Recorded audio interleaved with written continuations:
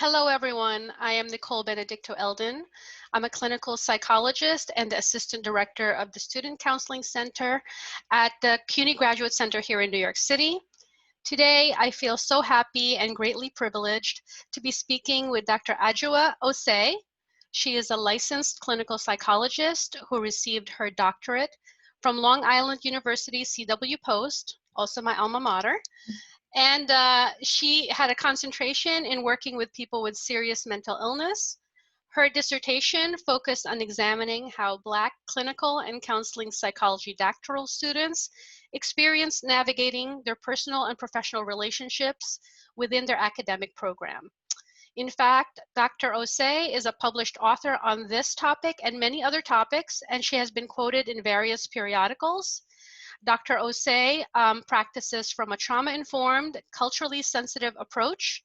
She was trained in both psychodynamic psychotherapy and also cognitive behavioral therapy, which she uses in her virtual private practice and also in her private practice office located in Brooklyn, New York.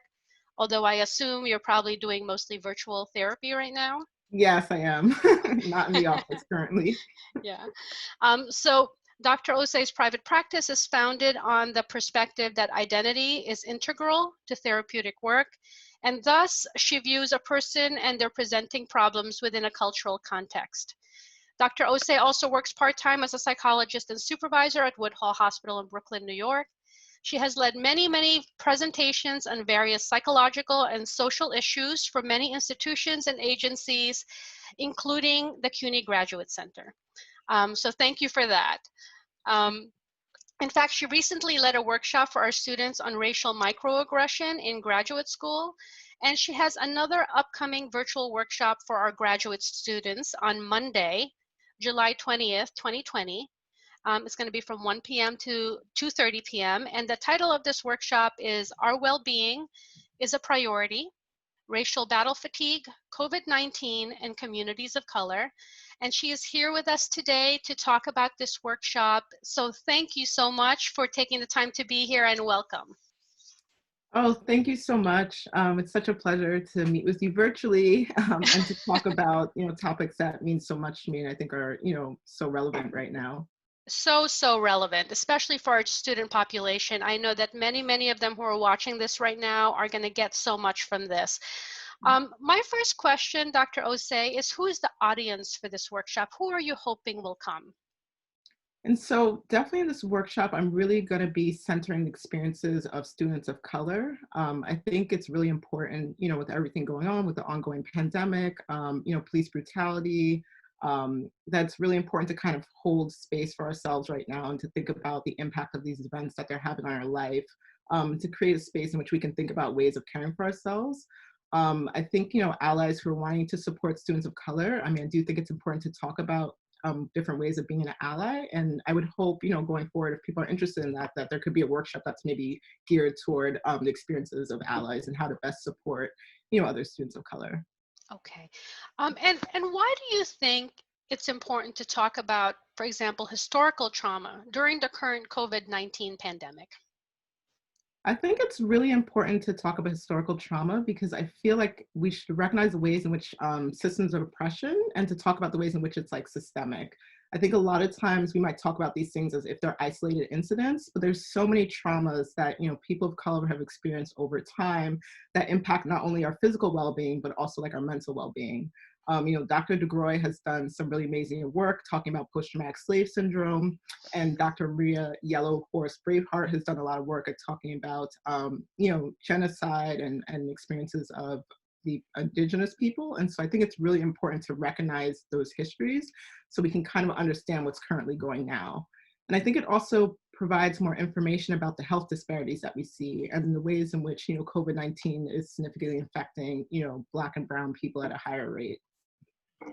Can you talk a little bit about these health disparities? Yes, I definitely think, that we might be being turned away more often, that our pain might be minimized, that there might be some like misdiagnosis. And I also think for people of color, because of, the history and the ways in which we've been treated, in the healthcare system and within the medical community, there's a natural kind of cultural mistrust. Yeah. kind of being distrustful, of these institutions. And so I think all of that, along with, other systemic things like poverty, environmental racism, and all of that, can be contributing to some of the health disparities that we're seeing. Great. Thank you so much. And can you share your thoughts and feelings about the death of George Floyd and the many, many other police shootings of Black Americans in this country, and how this might be connected to historical trauma as well? hmm Yeah, I mean, I just remember feeling just a deep sense of sadness and frustration, especially thinking about during a pandemic that we're having to go out again and protest, to defend our humanity, to, talk about the ways in which Black Lives Matter. And so I remember just feeling, that initially. And then, especially when the footage was going around, I knew that I didn't want to watch it because of the graphic descriptions. But even without watching it, we're still affected by it, whether you personally witness it, whether you're directly affected by it. With the historical trauma that I talked about before, we have these ongoing racial traumas. So we're not only reacting to George Floyd being murdered, we're also reacting to other incidents of police brutality, that we've witnessed throughout time. Right. And it's been something that's been going on, like you said, for a very long time, over and over Mhm. and over again. So it's not just about one thing.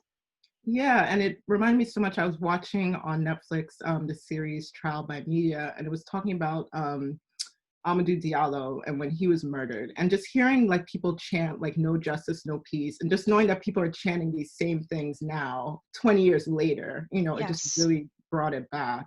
Yes. And that's only 20 years ago. We know this has been going on for much, much longer than that. Yes. Yes. Yeah. Thank you. And what is racial battle fatigue, and how do we benefit from talking about it? Yes, and so racial battle fatigue was originally coined by a critical race theorist, William Smith, and it was focusing on the experiences of African American men and what they were countering when they were dealing with kind of negative and racially charged experiences. But now it's kind of extended to all people of color, and it's talking about kind of like race-related stress and how these kind of conditions can emerge from constantly facing, offensive and demeaning and kind of hostile racial environments. Yeah. And so the reason it's important to talk about racial battle fatigue is because it's not only kind of an experience that's hurtful, it's actually something that can physically affect us, like affecting our immune system. And it can result in people having like elevated blood pressure, headaches. It Mhm. can also affect like our mental well-being, so Yeah. experiences of depression and anxiety. And so in the workshop, I really want to, take time for the participants to think about the ways in which racial battle fatigue, might be manifesting in their life. Because I think that's important when we think about, okay, how do we care for ourselves? I think first we need to recognize how are these experiences affecting us? Yes. And a lot of our students, our graduate students and our graduate programs at the Graduate Center are really social justice oriented. And for many of the graduate students, this is very personal. So Mhm, this is not just some off fight that they're doing. This is very, very personally connected to themselves and their lives. So I really appreciate you bringing this term out. I'm not sure that people know what it is, but it seems so apt, particularly for our activist students, in journalism, critical psychology, urban ed, even like women and gender studies. They're just really, a lot of them are warriors, but it's also mhm. important to see the other ways that this impacts you, including your mental health. So I really, really appreciate the fact that you're going to bring this into the workshop, because I think they will really, really appreciate it. So thank Mhm. you. No, you're welcome. And, just realizing that's also cumulative, because Yes. sometimes there might be such a focus on what's currently going on, but we forget that there's been all these other instances, that have affected us. Yes. And what do you hope that people will take away from this workshop? And so I'm really hoping, to create a space where, people can feel understood, they can experience, feel like their experiences are valid and important to talk about. And then just thinking about how do we kind of nurture ourselves? How do we kind of recharge ourselves, during what's going on, and kind of how do we create those kind of ways of coping? Like what things are we doing now and how do we build upon it going forward? Okay. Dr. Osei, thank you so much for taking the time to make this video for our graduate students. I know that they will very much appreciate it and appreciate going to the workshop, but also having something that they can click on and watch anytime that they want. So I really appreciate you being here. Thank you so much. Um, and also for our audience, Dr. Osei's workshop is called Our Well-Being is a Priority, Racial Battle Fatigue, COVID-19, and Communities of Color. It's going to be held on Monday, July 20th, 2020 from 1 p.m. to 2:30. If you are a Graduate Center graduate student, please register through the Graduate Center Student Counseling Service website for this workshop, and we have many other workshops as well, so you can register for those as well. And I just want to wish everybody safety and good health, and thank you for watching.